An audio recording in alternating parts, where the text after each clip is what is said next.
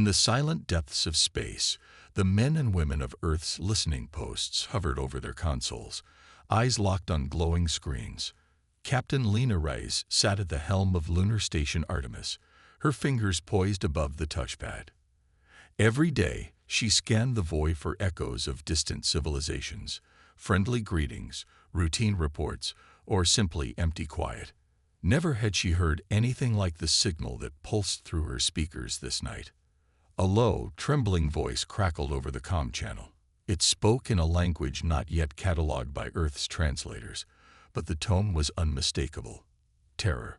The voice soared and fell in long, wavering notes, like a creature crying in pain. Lena's heart skipped. Protocol demanded caution, but curiosity drove her to lean closer. "Transcribe and forward to Linguistics Core," she ordered softly.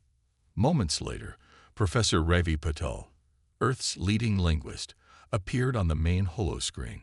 His glasses reflected the scrolling symbols of alien script. He looked pale under the cold artificial light. "This is extraordinary," he whispered. "The grammar structure. It is pleading. They are begging for help." He paused, scrolling back through the transmission. But they are not just asking. They are frightened beyond measure. Below Artemis, on Earth and its colonies, the news spread like wildfire. Citizens glued themselves to Holo News, witnessing the first cry for help from an empire believed to be merciless conquerors. On Mars, Governor Omar Castillo ordered emergency meetings. On Europa, scientists recalibrated deep space arrays. Everywhere, humanity held its breath. The signal's origin. The transmission originated beyond the Kepler 452 star system, about 1,400 light-years from Earth. That region had known trouble before: pirate raids, rogue asteroids, but never a cry from a civilization once feared. According to historical records, the Caldari Empire had swept through dozens of star systems 2 centuries ago, conquering or annihilating every race in its path. No one thought the Caldari would ever admit weakness, let alone plead for aid. Yet here they were. Lena studied the readings. "Their distress beacon is artificially boosted," she told Ravi. "Someone, or something, forced them to amplify this call. They wanted the whole galaxy to hear." Ravi's brow furrowed. "That suggests desperation. Normally, empires handle their problems in private. They don't shout for help." A tremor ran through the station, as if the ship itself shivered at the thought. Outside the sealed windows, stars flickered cold and distant. Debate on Earth. On Earth, the United Council convened within the Great Dome of New Geneva. Representatives from every nation, and from Mars and Luna, filled the chamber in tense silence. The dais glowed with holographic maps, showing the Caldari domain and the path of the distress signal. "Why should we help them?" demanded Ambassador Yuki Tanaka of Earth's Defense Coalition. Her voice echoed through the dome. "They murdered billions. They enslaved entire species. We have no treaty with these monsters." Opposite her sat Dr. Imara Singh, head of the Interstellar Aid Commission. Her gentle voice cut through the tension. "No matter their past, they are asking for assistance. If we ignore them, we become callous. We become no better than they were." A murmur rippled through the crowd. Some delegates nodded in agreement. Others shook their heads in disgust. The camera feeds transmitted every nuance back to billions of viewers across human-controlled space. A hidden message. Back at Artemis, Lena and Ravi worked through the night. As they filtered and decoded layers of encryption, they uncovered something chilling. Within the plea for help lay a hidden message. It was not a request. It was a warning. Ravi's voice cracked. "Listen to this." They played a series of clipped phrases, distorted by static but unmistakable in meaning. "Fear, let them burn, cannot contain." The words repeated, like a broken chant.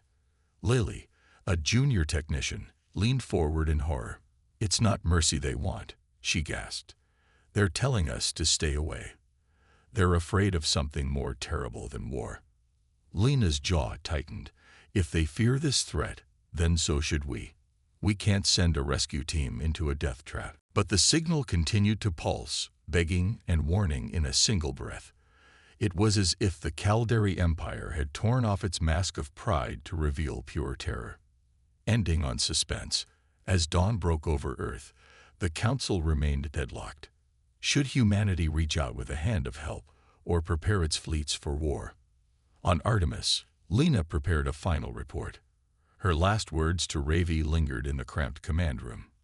They didn't ask for help. They warned us. Below them, millions watched and waited. Somewhere in the darkness beyond the stars, an ancient empire lay broken, and a greater threat stirred. Humanity stood at a crossroads, and the choice they made next would echo across the galaxy. The distress beacon cut out, leaving only silence and a question that haunted every soul. What came for the Caldari, and would it come for humanity too? What the message really said. Captain Lena Reyes stared at the holoscreen as the final layers of encryption fell away. In the silent command room of Lunar Station Artemis, only the soft hum of machinery filled the air. Outside, the pale Earth glowed in the blackness. Inside, the truth waited to be uncovered. Professor Ravi Patil tapped a symbol on his datapad and swiped through lines of alien script. His eyes widened. "Captain," he said, voice steady but tense, "this isn't just a plea. It's a confession." Lena leaned forward. "Show me." Ravi brought up an audio clip. The alien voice, shaky and urgent, spoke in broken phrases between waves of static. We created a weapon from their flesh. It grew beyond control. It hunts us. We beg you, stay back." The words struck Lena like a physical blow. She closed her eyes for a heartbeat, then opened them with a new resolve. "They used human DNA," she whispered. "They made a living weapon from our own people." The alien confession. Deep in the archives of Artemis, analysts and xenobiologists gathered around holotables.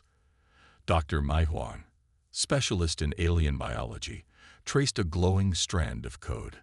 "They spliced human and Caldari genes," she explained. "They wanted a soldier that could adapt to any environment. Something indestructible." Dr. Marco Velasquez, head of Xenological Ethics, shook his head. "They crossed every moral line," he murmured. "They treated our colonists like test subjects."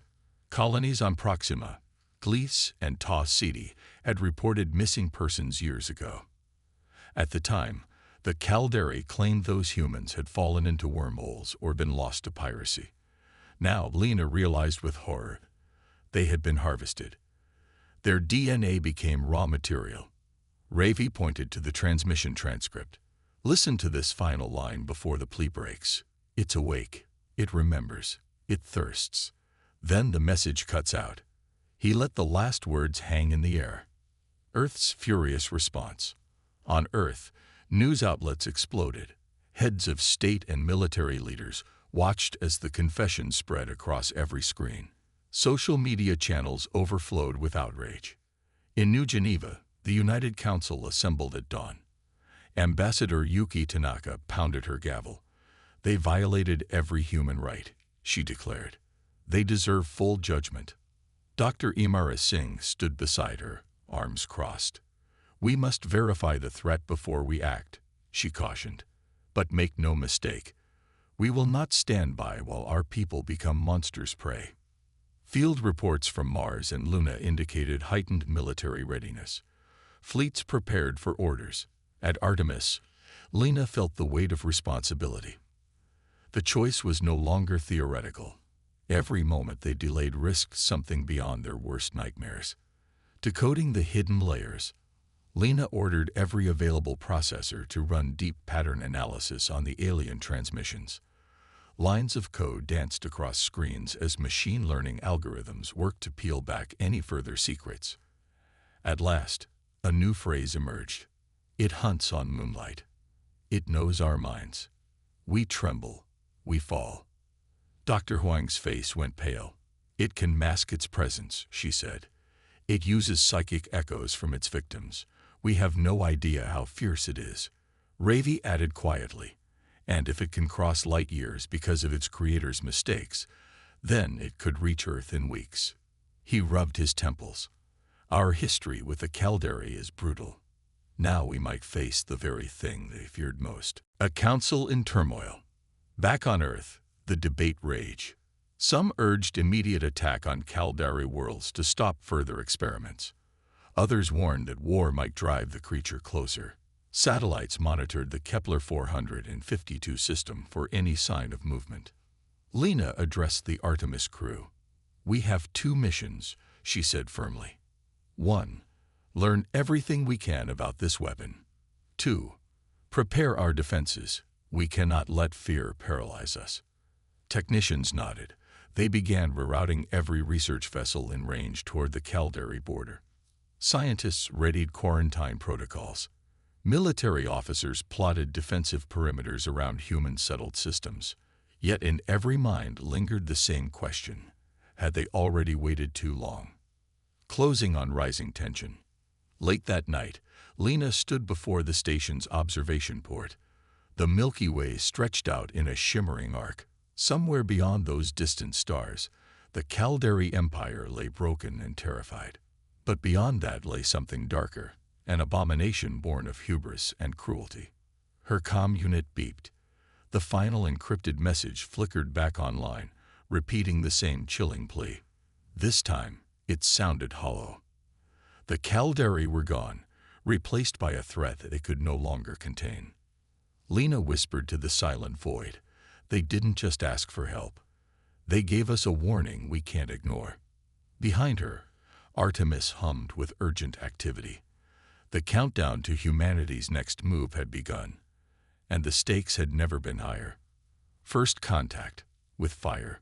Human fleets gathered like silent predators along the fringe of Caldari space. Captain Lena Reyes watched from the bridge of the flagship Artemis Vanguard, her jaw set with grim purpose. Behind her, holographic displays showed dozens of human warships, cruisers, destroyers, frigates, each armed with pulse cannons and quantum torpedoes. No rescue mission, no diplomacy, only retribution. The approach. The fleet advanced toward the glowing orbit of GalacticPrime, once the Empire's grand capital. Lena Station, the outer sentinel, blinked a final alert as the human armada slipped past unnoticed, thanks to a stealth drive reverse-engineered from Caldari designs. When the Caldari monitoring arrays flicked on moments later, it was already too late. Below in the darkened halls of the High Command Spire, the surviving Caldari leaders gathered in confusion. Admiral Serafax, his silver crest reflecting the flashing alarms, leaned over a tactical holomap. "No human fleets are listed," he hissed. "Why would they come here?" "We asked for aid." His aide, Lieutenant Orvax, tapped frantically on a console. "They appear on multiple vectors, full offensive posture. Shields raised, weapons hot." Serafax's eyes widened. He forced himself to speak calmly. "Open the comms channel. Tell them we welcome their help." The false welcome. Moments later, a crackling signal filled the Spire's chamber. Serafax cleared his throat and addressed the fleet. His voice boomed in careful Caldari common, translated instantly for the humans. "People of Earth, we have suffered. We welcome your aid. Let us repair alliances and fight together." An explosion rocked the Spire before he could finish. Glass shattered as a quantum torpedo struck the tower's base. Fire raced up the walls. Orvax was thrown against a console. Sparks and alarms filled the air. Serafax recovered and bellowed, "Ceasefire. We accept your help." But the human fleet did not relent, unleashing fury. In orbit above, Commander Ja Malik of the battlecruiser Nova's Wrath watched the blast on his tactical display. He turned to his weapons officer without emotion. "Target the secondary command hub." Full volley. Below, a dozen pulse cannons stitched brilliant blue tracers through space. They tore into Caldari warships that had scrambled to defend their city. The Caldari fighters faltered, their energy shields flickering and collapsing under the coordinated assault. Back in the Spire, Seraphax's last hope died in a cascade of ruins. He sank to one knee, smoke curling around him. A survivor's plea. On the bridge of the Artemis Vanguard, Lena watched real-time feeds of the destruction. Alien capital ships crumbled like cast-iron statues. Ground defenses melted in blinding beams. There was no mercy, only precision. A crackling transmission cut through her headphones. It was the voice of Commander Cathar, one of the few Caldari captains still breathing. "We are unarmed. Please, do not destroy." Lena hesitated for a heartbeat. Then she straightened. "Load full salvo. We hit them until they break. They will learn their lesson." "Understood," replied her tactical officer. A volley of torpedoes streaked away. The turning point. As the Caldari fleet disintegrated, an eerie calm followed. Twilight blue fireball fragments drifted against the black backdrop of space. The human ships maintained tight formation, weapons still primed. Not a shot rang out now, save for the distant thrum of reactor cores winding down. Lena allowed herself a breath. "They thought we came as saviors," she murmured. Instead, they found judgment. Behind her, the tactical display lit up with a final alert. Debris was coalescing into a singular mass, an unfamiliar silhouette amid the wreckage. Lena's eyes sharpened. All hands, brace for anomaly. Could be the weapon, the thing they feared. Cliffhanger ending. In the ruined orbit of GalacticPrime, one ship still held together. The secret research vessel Eclipse, shattered but intact. Within its broken hull, something stirred, shadows shifting against scorched steel. A low, inhuman growl echoed through empty corridors. On Artemis Vanguard, Lena tapped her comm panel. Horizon scanners detect movement on surface installations. Unknown signature. Prepare boarding teams. Her voice carried a single, chilling truth. This battle was far from over. Far below the shattered skybridge of the High Command spire, Admiral Seraphax lay unconscious amid smoldering rubble, but whatever had awakened on the Eclipse did not sleep. And as the human fleet held position, the survivors of Caldari began to whisper. They did not come to save us. They came to kill us all. And now, something deeper awakes. The creature they unleashed.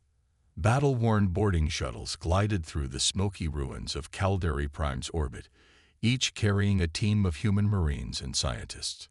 Captain Lena Reyes watched their progress on Artemis Vanguard's holomap, her heart pounding.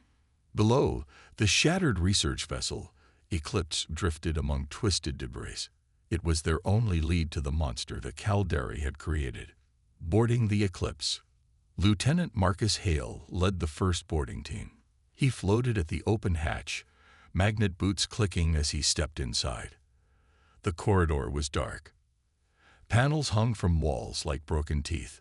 A faint drip echoed through the silence. "Keep it tight," Marcus whispered into his comm. "Watch your corners." Behind him, Dr. Mai Huang carried a scanner. Its beam painted the walls in pale green. She studied every scorch mark, every smear of alien glyphs. "This place, it reeks of fear," she said softly. The team moved forward. Suddenly, the scanner beeped urgently. Dr. Huang pointed. "Life signs. Multiple. But they're not Caldari." A low hiss answered from ahead. The Marines raised their pulse rifles. Deep in the lab. They entered the central lab, once a place of cold logic and sterile steel. Now it lay in ruin. Broken test tubes littered the floor. In the center stood a huge tank, cracked and empty. Alien writing glowed on its side. Project Chimera. Dr. Huang's eyes widened. This must be it. Chimera. The weapon born from human and Caldari DNA. Lieutenant Hale knelt beside the tank. He pressed his gloved hand to a puddle of dark fluid. It leaked. Whatever was inside got out. A whisper of movement made them all freeze. Dark shapes flickered at the edge of the room. "Stay back," Marcus ordered, raising his rifle. A shape lunged forward. A mass of sinew and steel, limbs twisting at odd angles. It moved on all fours, its joints crackling like broken pistons. Its eyes glowed with a dull red light. The creature snarled, a sound like grinding metal. The hunt begins. Marines fired. Pulse blasts struck the creature's flank, but it barely slowed. It spun, revealing a mouth full of human-like teeth and tentacles that writhed like living vines. With terrifying speed, it leaped toward Dr. Huang. "Move!" Marcus shouted, tackling her aside. The creature slammed into the floor, cracking plates under its weight. "Fall back to the shuttle," Hale barked. "Dr. Huang, get to safety." The lab trembled as the creature roared and charged again. Marines covered the scientists, laying down suppressing fire. The beast twisted, absorbing the impacts, then darted out through a shattered window into the dead void of space. Panic on Artemis Vanguard. Back on the flagship, Lena watched the live feed, fists clenched. "They can't lose that creature," she said. "It was born to hunt." Commander Jamalik leaned over her shoulder. "We cannot kill it in orbit. The risk of damage is too high. It might hide among our ships." Lena nodded. "They need to lure it to the surface. Ground teams with heavy emitters can trap it in an energy web." "Understood," Malik replied. He connected to the boarding teams. "All units, fall back to surface landing points. We'll set the trap at the northern dome." Trapping the beast. On the surface of GalacticPrime, human engineers erected energy emitters around the collapsed city's northern dome. The emitters formed a glowing fence of blue-white light, meant to hold any creature within. Lieutenant Hale's team touched down nearby, breath visible in their helmets. He checked his comm. "Emitters live and stable. Dr. Huang." Dr. Huang unwrapped a data module from her pack. "These frequency modulators will lure it here. It's sensitive to our DNA signals mixed with Caldari. We have a sample." She connected the module to a beacon. It pulsed softly, emitting a high-pitched tone. Moments later, dust rose in the distance. A dark shape moved faster than anything alive should be able to move. As it neared the dome, it sniffed the air, its red eyes sweeping back and forth. First contact, face to face. The creature bounded into the emitter fence. Energy crackled as it struck the barrier. It roared, sending shockwaves through the ground. Sparks flew, but the fence held. Lieutenant Hale raised his rifle. Now, Marines unleashed a volley of pulse rounds. The creature shrieked, stumbling back into the center of the dome. Dr. Huang activated the trap. Energy lines descended from the emitters, forming a cage of light around the beast. It lashed out, striking the fence with its tentacles. The barrier rippled but did not break. Lina's voice crackled in their ears. "Excellent work. Begin containment protocols. We need it alive. For study." The creature thrashed, eyes blazing with rage and pain. It banged against the energy walls, sputtering flames of alien plasma, closing on fear. As the cage stabilized, the teams approached cautiously. The creature's chest heaved, and its roar faded into a low growl. It stared at them with cunning, as if it understood every word. Dr. Huang's hand trembled as she prepared her syringes of sedative. "We have to be quick," she said. In the silent glow of the energy dome, the creature tested the cage's boundaries, its claws sparking against the energy lines. Lieutenant Hale looked to the stars beyond the broken dome. "They'd made this abomination. Now we hold it. But what if more exist? What did the Caldari forget to tell us?" Behind them, the city lay in ruin, testament to an empire's fall and a mistake that now threatened the galaxy. As Dr. Huang moved in to sedate the creature, a single thought pierced every mind. They did not just warn us. They unleashed a nightmare. Earth under threat. From the silent void beyond Mars, the creature's signal pulsed like a heartbeat. On Artemis Vanguard's bridge, Captain Lena Reyes watched the tracker's bright blip move steadily toward Earth. Each light year it crossed was a drumbeat of dread. Below, on Earth and its colonies, the news hit like lightning. The creature, born from human DNA and Caldari science, was on a direct course for human worlds. It would arrive in weeks. In minutes, perhaps, any warning could become meaningless. Panic in the skies. On Luna, mining stations dimmed their lights as workers scrambled to know what to do. Holo messages from New Geneva spilled into cafes and homes. Alert level red. Prepare defenses. In Seoul, families huddled around small screens, watching live feeds of the human fleet mobilizing at Mars. In New Geneva's Great Dome, the United Council met again. Panels glowed with the creature's projected path, an arc that passed near Mars, then bent toward Earth at breakneck speed. Admiral Lara Chen stood before the delegates. "It moves faster than any known ship," she said. "Its power source is unknown.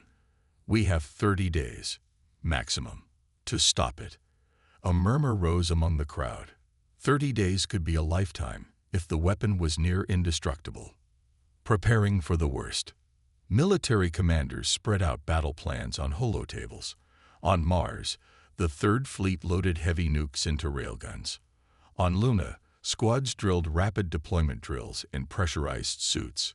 On Earth, railguns and anti-orbital lasers warmed up, ready to fire at a moment's notice. But scientists warned that force alone might not work. Dr. Mai Huang and her team raced to study the creature's biology. In a lab on Luna, she held a sample of the creature's blood, thick, dark, and pulsing with strange energy. "This organism can heal from heavy wounds," she told her colleagues. "Our pulse rounds barely slowed it. Nuclear warheads could damage it, but might not destroy it." Dr. Ki Nakamura, a leading physicist, frowned at his data. "And even if we kill it in space, fragments could rain down on Earth. We need a plan that contains it completely." A desperate plan. At Artemis Vanguard, Lena listened as Ravi Patel joined via HoloLink. His voice was calm but urgent. "I have a theory," he said. "The creature was built to use human DNA signals. What if we could reverse those signals? Send a command that forces it into stasis?" Lena raised an eyebrow. "Like a remote shutdown?" "Exactly," Ravi replied. "We design an electromagnetic pulse that mirrors the creature's DNA key. It could lock its nervous system, freeze it in place." Commander Jai Malik nodded. "We can adapt our quantum gamma ray to broadcast that pulse across the path of its flight." But Dr. Huang shook her head. "We need a live test. We cannot risk broadcasting the pulse without knowing it works. We must try it on the captive specimen first." Lena's jaw clenched. Time was short. Race against time. On GalacticPrime, the energy cage still held the creature, but its growls echoed through the dome. Marines guarded the perimeter, but each hour that passed increased the danger. The creature's strength grew as it fed on the energy fields. Dr. Huang and her team prepared the test. In a portable lab nearby, they set up an array of emitters. Ravi's code loaded onto the control console. "Ready?" she asked. Ravi swallowed. "Ready." Engineers activated the pulse. A bright wave of light washed over the cage. For a moment, the creature paused in mid-roar. Its limbs stiffened. Then, its red eyes fluttered shut. The growling stopped. Lena, watching the feed, exhaled. It worked. But that success brought no relief. The cage had only slowed the creature. To hold it on the path to Earth, the pulse needed to be continuous, broadcast across millions of kilometers. Earth's final line. Back in New Geneva, President Ana Morales addressed the world in a live broadcast. Her tone was firm, but her eyes betrayed worry. "People of Earth, we face a threat unlike any before. A creature made from our own flesh, and our enemy's cruelty now heads this way. But we will use every tool we have." She paused, letting her words sink in. "We have a plan that could stop it without firing a single shot. It is dangerous. It may fail. But we will broadcast a special pulse, our last, best hope to freeze this monster in space." Cameras panned over human cities preparing for war. Railguns in Finland, missile silos in Arizona, mech suits in New Tokyo. The world was ready to fight if it had to, but hoped for science to save them first. Closing on uncertainty. As Earth's armies stood ready and the quantum comm array prepared its arrays, Captain Lina Rice stared at the distant blip of the oncoming creature. 30 days, or less, remained. She whispered to herself, "We stand on the edge of war. With the Caldari, yes, but also within ourselves. If this fails, we will fight with everything we have." Behind her, Artemis Vanguard powered up its comm module. Screens showed the line of broadcast, curving through the void toward the monster's course. In the silent reach of space, the countdown had begun. Humanity's last hope lay in a single pulse, and the uncertain hands of fate. Wrath of humanity.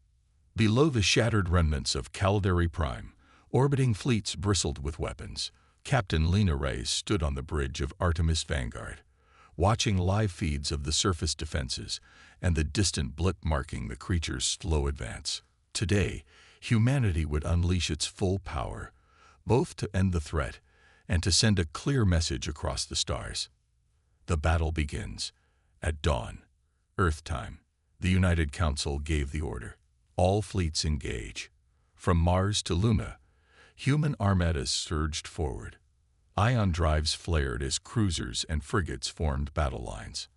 On the ground, massive railguns and missile batteries targeted the dark shape moving through the upper atmosphere of GalacticPrime.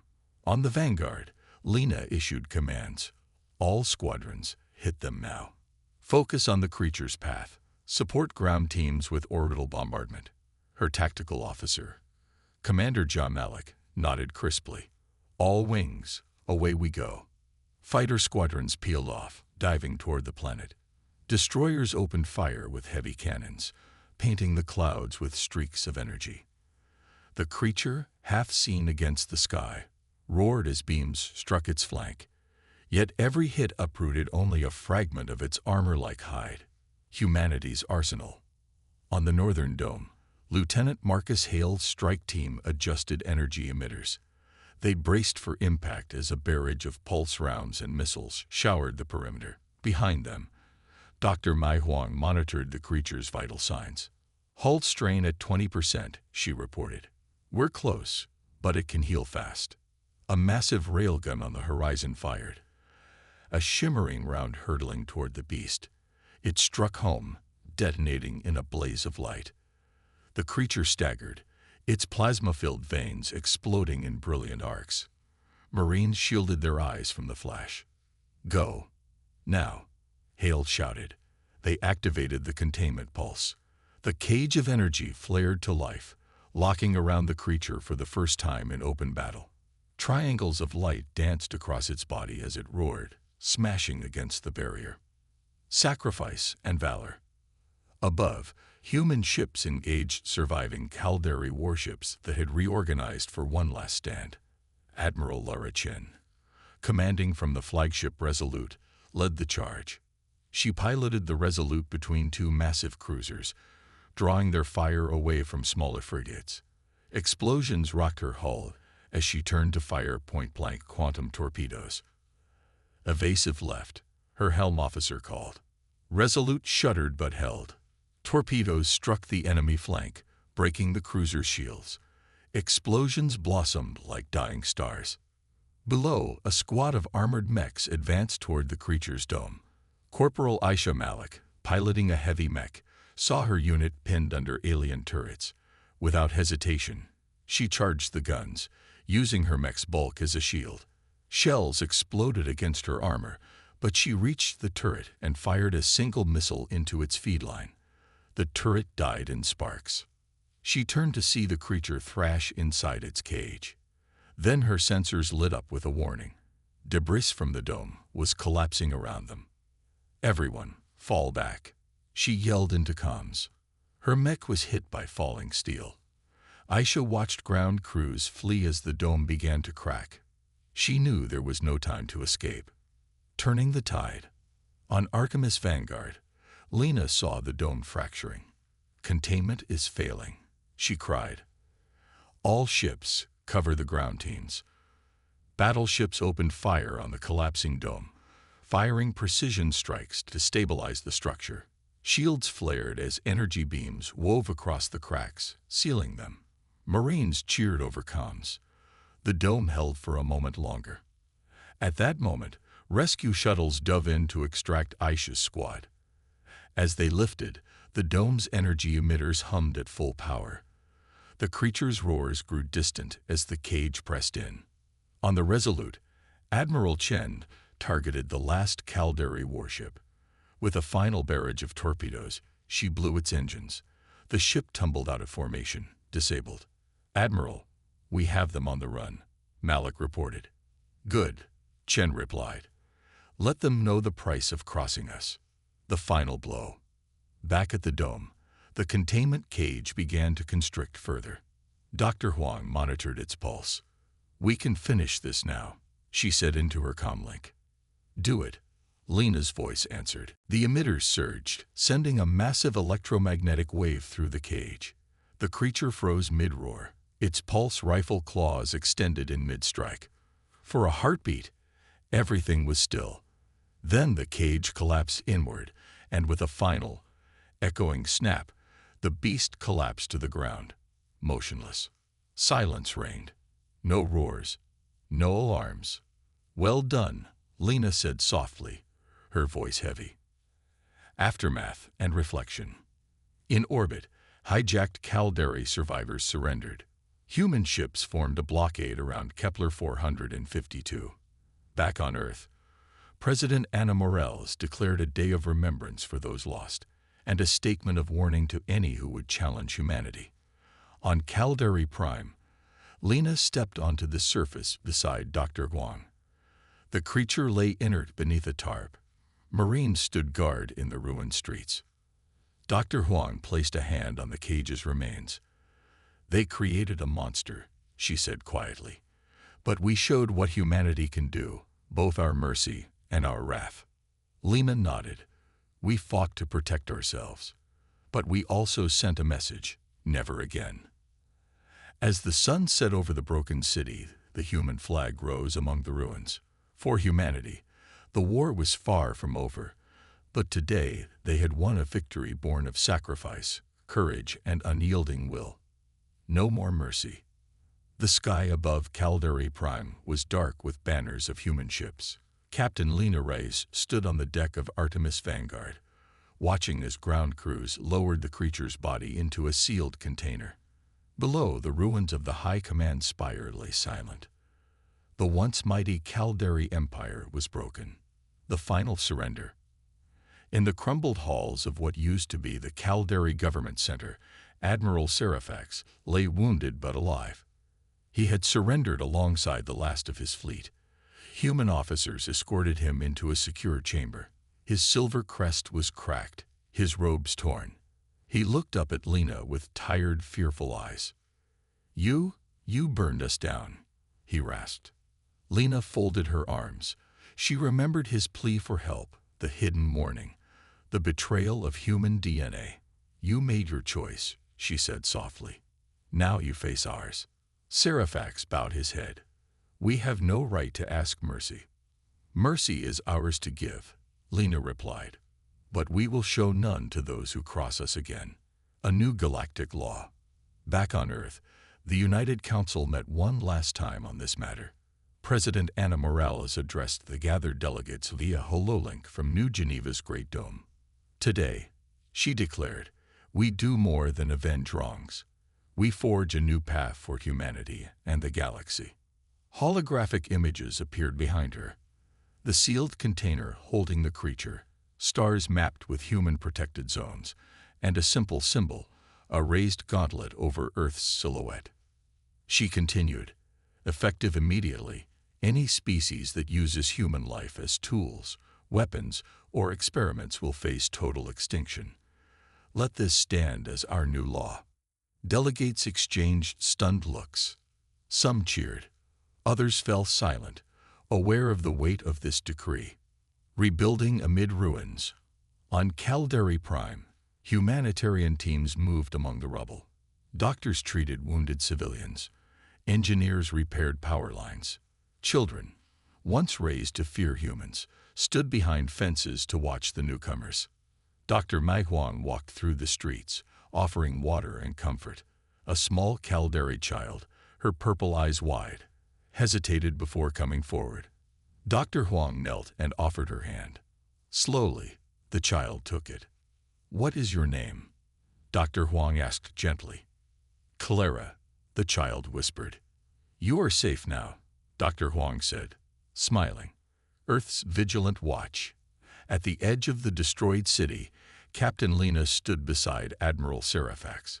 He was held under guard, but his spirit was unbroken. He watched as construction crews erected a new human Caldari Council building, symbol of alliance or reminder of power, depending on one's view. Serafax spoke quietly. "You have proven your wrath, but what of your mercy?" Lena met his gaze. "Mercy is not weakness," she said. "It is choice. We choose to rebuild, on our terms." Serafax nodded, something like respect in his eyes. A galaxy transformed. Weeks later, human ships patrolled the space lanes of Kepler 452. News feeds showed human ambassadors meeting alien delegates under armed escort. Some welcomed Earth's strength, others trembled before it. On Luna, children learned a new history, not just of human heroes, but of human judgment and resolve. Monuments rose on Mars to honor the fallen, the human Marines, pilots, and scientists who fought bravely. Professor Ravi Patel stood before a classroom full of young cadets. He pointed to a holochart showing DNA strands. "This is the lesson we learned," he said. "Power without conscience becomes a weapon. We will guard our science and our souls." The last message. Back on Earth, the sealed container holding the creature rested in New Geneva's vault. It served as both warning and promise. One evening, President Morales addressed the world again. "They begged for help," she said. "We answered with war. But now we extend an open hand to those who respect life. Let the galaxy know.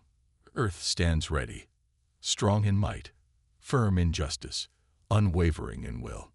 She paused. "They asked for help. We gave them judgment. Let no one mistake our mercy for weakness." Epilogue. In the silent reaches of space, distant aliens sent watchful signals toward Earth's new domain. Some planned alliances, others plotted in shadow. But all now understood one truth. Humanity had awakened, not as prey, but as judge. On GalacticPrime, under the pale twin moons, Lena Reyes watched the sunrise. She remembered the signal that started it all, the voice of pleading terror. She had answered with fire and steel. And now, with laws and rebuilding, she would shape a future where no one would dare threaten humanity again. The galaxy would never be the same.